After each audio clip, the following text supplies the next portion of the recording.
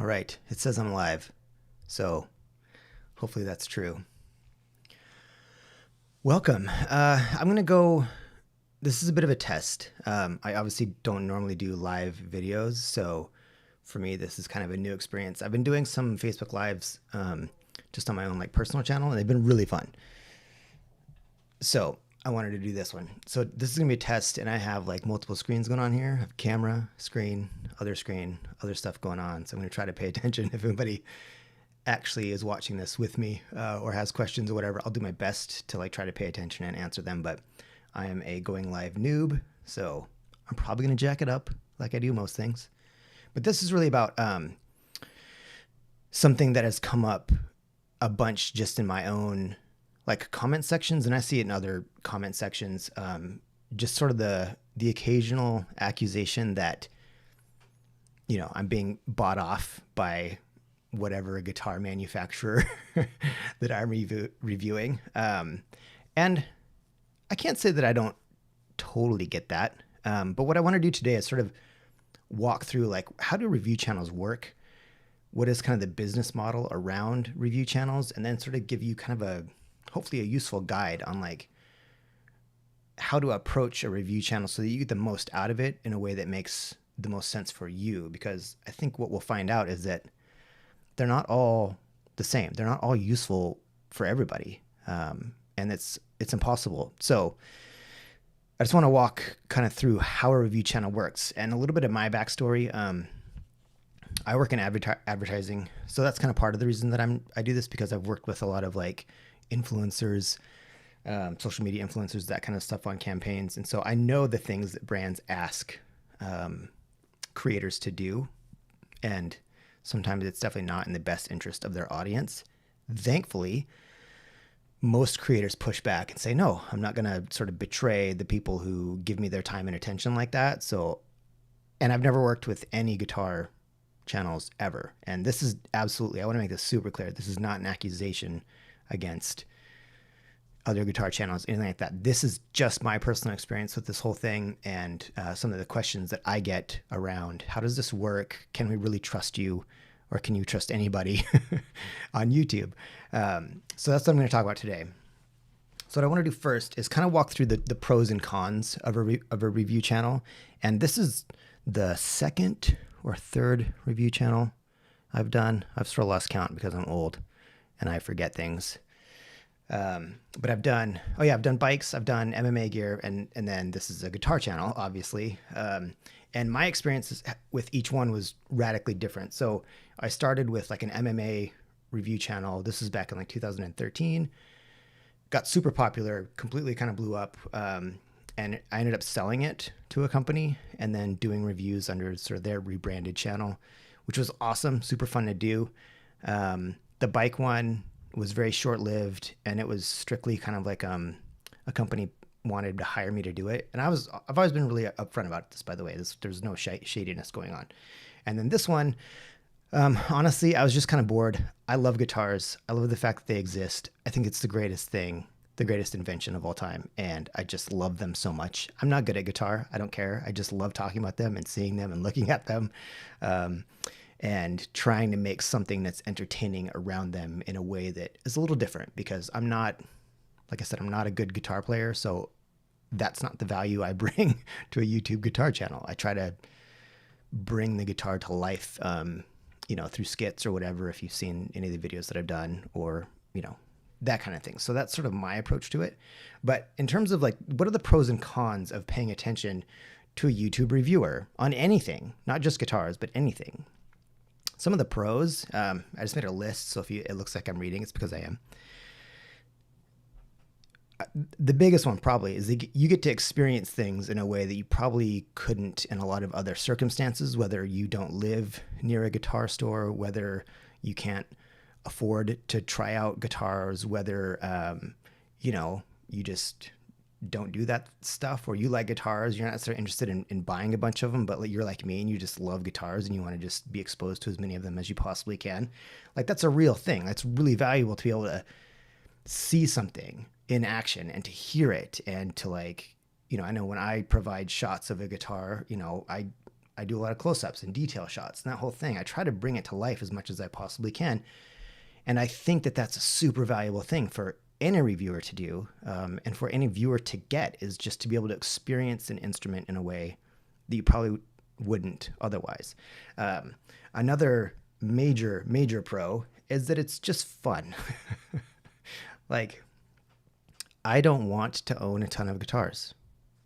I just don't. Like, I'm not a collector. I don't want to be a collector. I have a handful of guitars that you can see. That's all of them. And of course, the greatest guitar of all time, the Telecaster. Contrary to a fairly popular video that I once made. But even these, like that weird one over there, it's a Backlund Catalina. I never play it ever, so I'll probably get rid of it. The Jazz Strat behind me over here, awesome guitar. I just don't play it that much. Like, my rotation really is my Telecaster, my Les Paul Special, and more my Gibson Flying V. And that's great. I want guitars to be played. I think it's sad that people own guitars that sit in cases. Like, that bums me out. So that's another great pro. And finally, just the community. Like, I love creating videos and then interacting with all of you in the comments section. Most of you, some of you are not nice or annoying. But for the most part, I would say 99% of my interactions on this channel are super positive. Like, I don't care if I get critiqued. I'm not super thin-skinned. If I jacked something up, which I'm going to do 100% of the time, because, like I keep pointing out, I'm not that great at guitar, so I'm going to jack up while I play.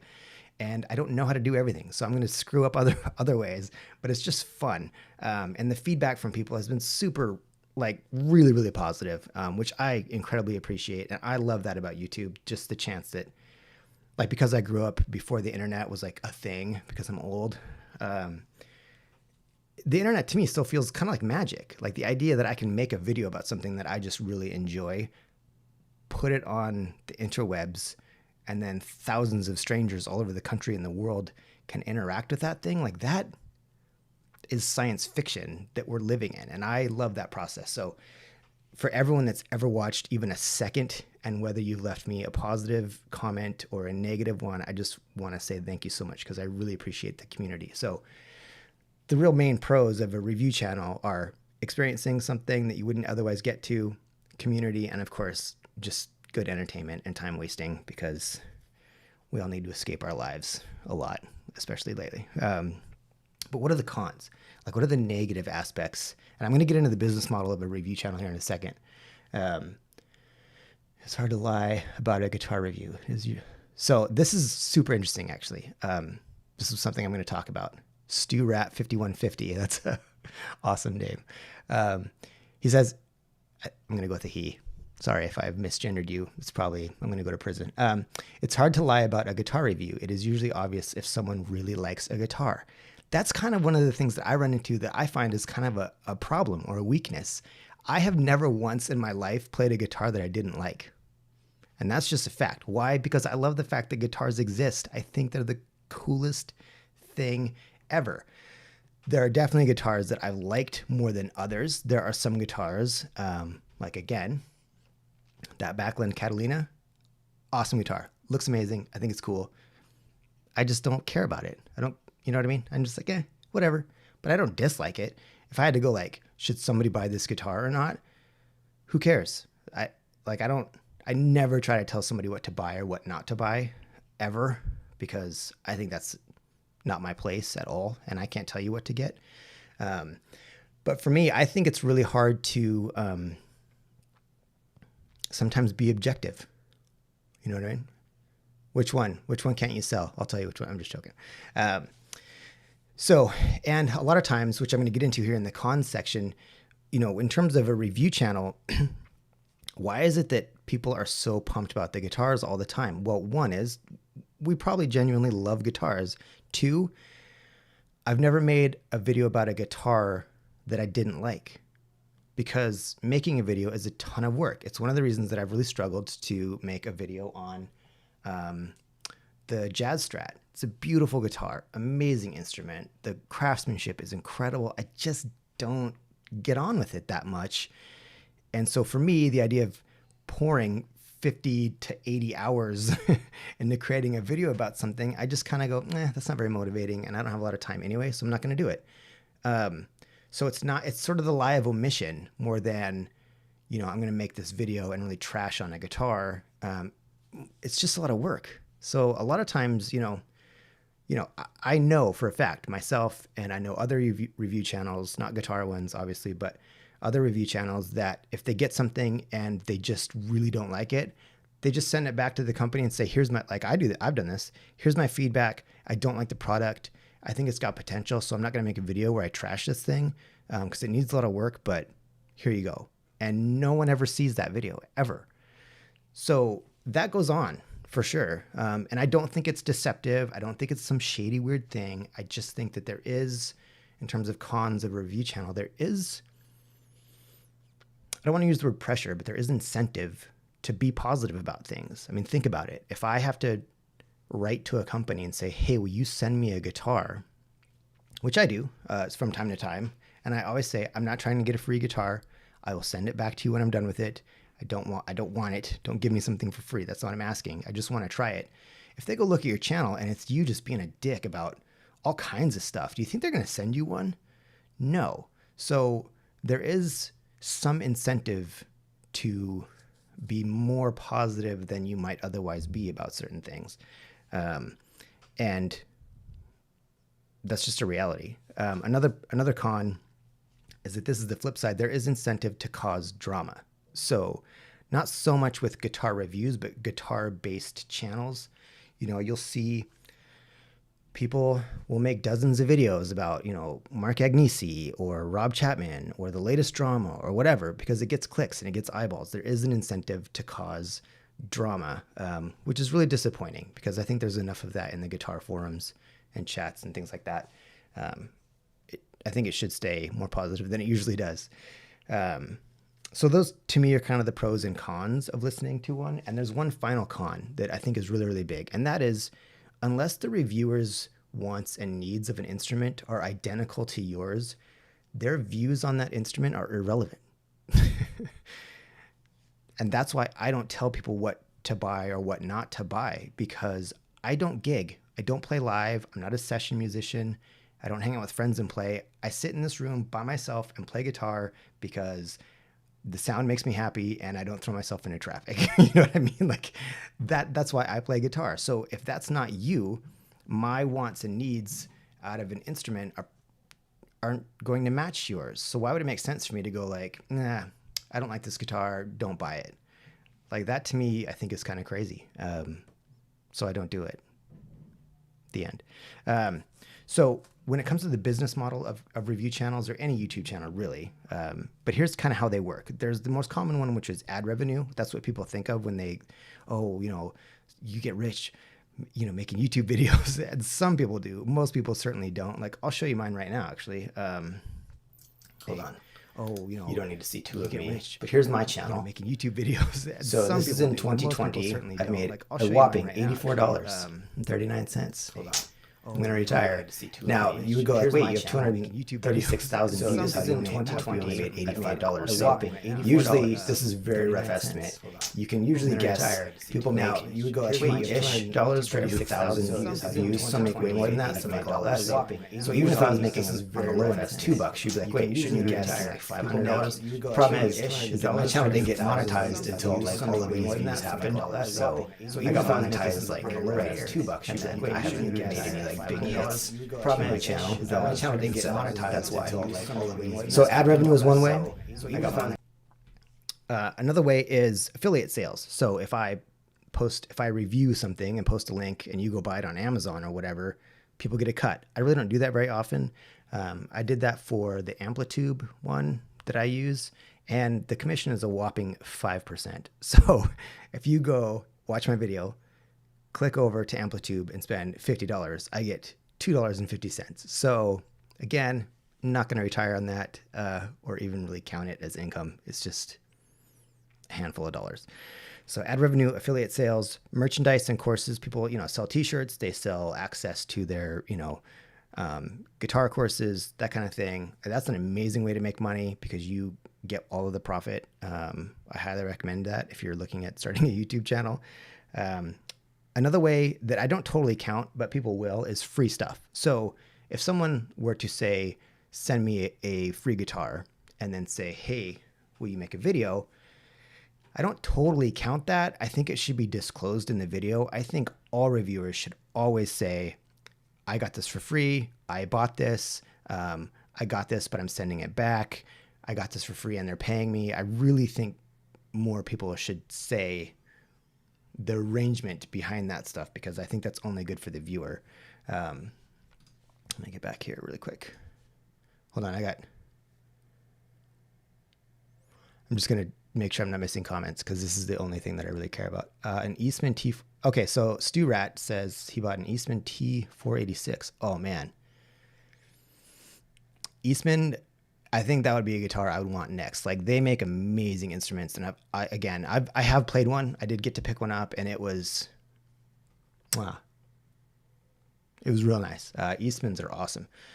Who cares wins one? Difficult to be impartial and grow a business or channel for the reasons you mentioned, i.e. companies won't work with you. Totally. Hieronymus? I don't know. There's too many variables to a guitar to make a decision, which is why people like the simplicity of a Telecaster or a Les Paul. The idea is you want to fall in love with the guitar. Absolutely. Oh, my screen share is getting multiple voices. You know what? I probably had my system audio on for the screen share one. Let me just double check. Yep. Oh, ma'am, I turned it off. All right. Thank you for that. Appreciate that. Marshall GTV. Good on you. Anyways, I can't remember what I was saying now, but it was probably not that important. The business model stuff. Oh yeah. Free stuff. So if someone's regularly getting like high-end guitars for free, okay, that counts. Like if you get 10 or 12 of those a year, you're talking about, $20,000 to $45,000. No, seriously. Yeah. Thank you. I appreciate the heads up. Like I said, I'm getting used to the live thing. It's really fun. I love this actually. It's more fun than like editing a video. It's just talking to people, which I like. Anyways, if people are getting a bunch of free guitars every year, like high-end ones, yeah, that can add up and it's totally worth it. But for me, like if it's, a $600 or $700 guitar, considering how much work goes into just, at least for me, like going into making one of my videos, like I'm not even making minimum wage if I turn around and sell the thing afterwards. So I don't totally count that. And the final one is brand sponsorships. And some reviewers, they totally get this. I think it's absolutely okay. I think the amount of, like I said, the amount of work that goes into producing content, I'm for people getting paid. What I want is people to be honest about it. So if somebody pays someone to review a guitar or a pedal, great. That's awesome. Like that creator found a way to make money and good on them. I'm 100% in favor of it. I just think that they should say, hey, by the way, they paid me X number of dollars to do this review. I just think that should be disclosed for the viewer. Like when Strandberg sent me that guitar, I was very clear. I said, look, they sent me this guitar. I'm sending it back. No money is exchanging hands. They're not looking at the video before it goes live. They have absolutely no editorial control over this whatsoever. This is 100% my thing. Again, I love the guitar, so they weren't going to be upset about it, but I try to disclose it as much as I can. Stu Rat, again on the Eastman, believe the hype. I'm now a fanboy. I want an SC59 and an SB56, basically a 59 and a 56 gold top P90. Oh, yeah, absolutely. And their new, their take on the Les Paul Jr. and Les Paul Special Double Cut. Oh my God, I think it's the SB55 that they call it. I want one real bad. So if anybody knows, but anybody Eastman, actually I did email Eastman and ask if they would let me, if they would send me a guitar to review, and they said no. So what are you gonna do? So I just want to really quickly, because Sam Instrumental's just here to say bass is better. I mean, that's true if you don't like girls or girlfriends. I'm kidding. God. Bass is super fun. I actually like it a lot. I just want people to like me. So, again, I'm kidding. Any instrument is amazing. I love it.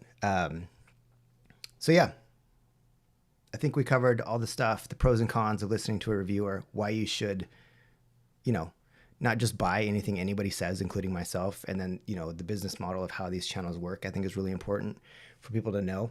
So yeah, FCC regulations, you are supposed to disclose that. A lot of people don't, and they don't, unless it's like something crazy egregious and gets reported, they don't get busted. Yeah. All the elite stringed instruments have 4 strings. Violin. Now, if you'd said violin, I'd have been on board, because violin is amazing and super hard to play. I love violins. I actually have one. You guys want to see it? Check it out. Hold on. It's my, oh, there it is. This was my great uncle's violin that was made in the late 1800s. Hold on.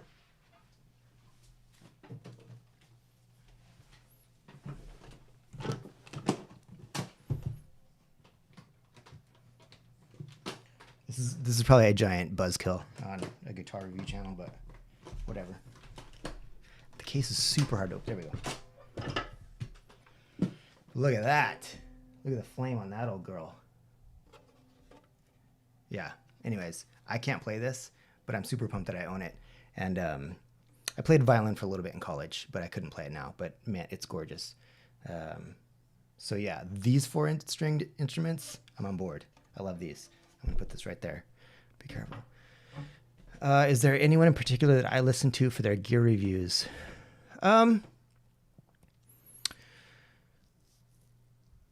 Yeah, I mean, I watch a ton of guitar videos. Like I watch Trogley, I watch 5 Watt World, I watch Phil McKnight, Know Your Gear. I watch a bunch of Anderton stuff.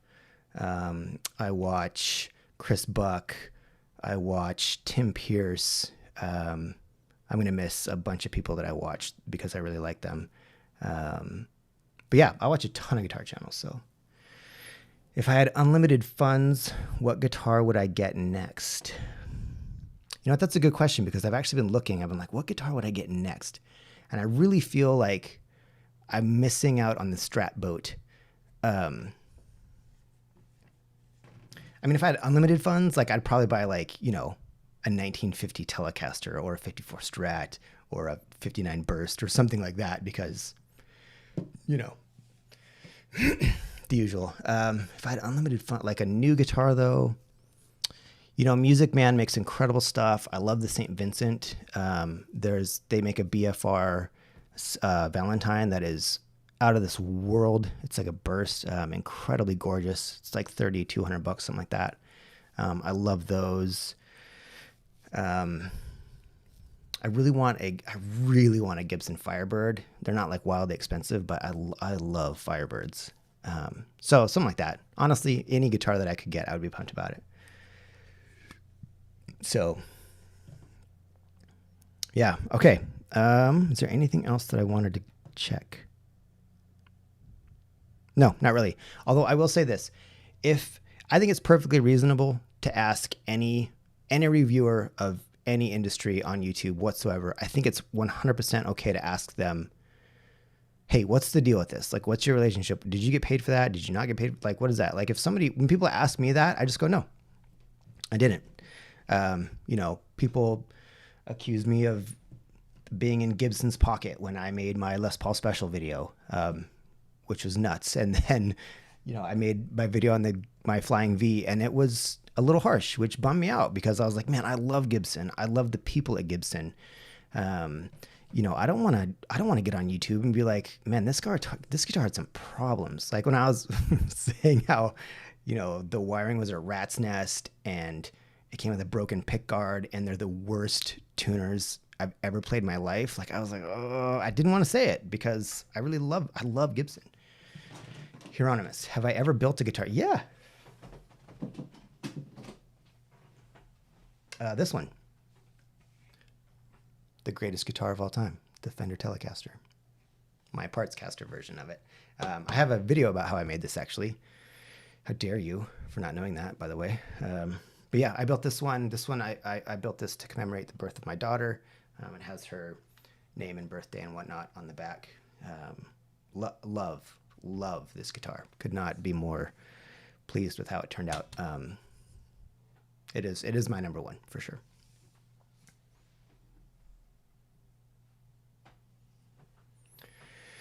feel like Phil McKnight is often too harsh. Okay.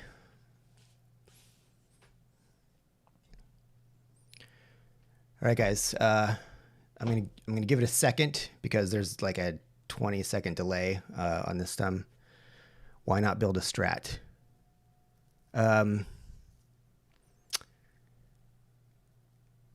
Here's the thing. The strat is my favorite sound of all time. Like Stevie Ray Vaughan's Little Wing is the greatest tone in the history of the world. I just don't want to sound like that. I just find that when I pick up a strat, I go, oh, I don't sound like Stevie. I don't sound like, it's just like, I don't know. There's something about a strat where I love them. I love listening to them. I don't know. When I pick it up, I just go, I don't know. So that's why I didn't build a strat, because to me, the Telecaster is the greatest guitar of all time. Matt says, if that were my policy, I'd have 10 children. Don't. Don't. Just buy guitars and pretend. Don't. Just built an MJT 62 Strat body, Warmoth neck. It's the keeper. Oh yeah, mine's an MJT body. They're awesome. I've never tried anything from Warmoth, but I've only heard good things. So I actually wanted to buy like a offset Telly body from them because I have another Telly, and I was going to put the neck on a different body, but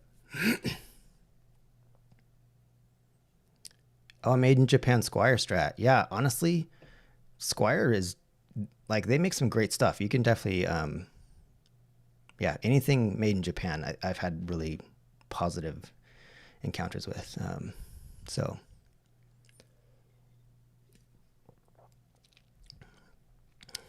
we can be YouTube best friends.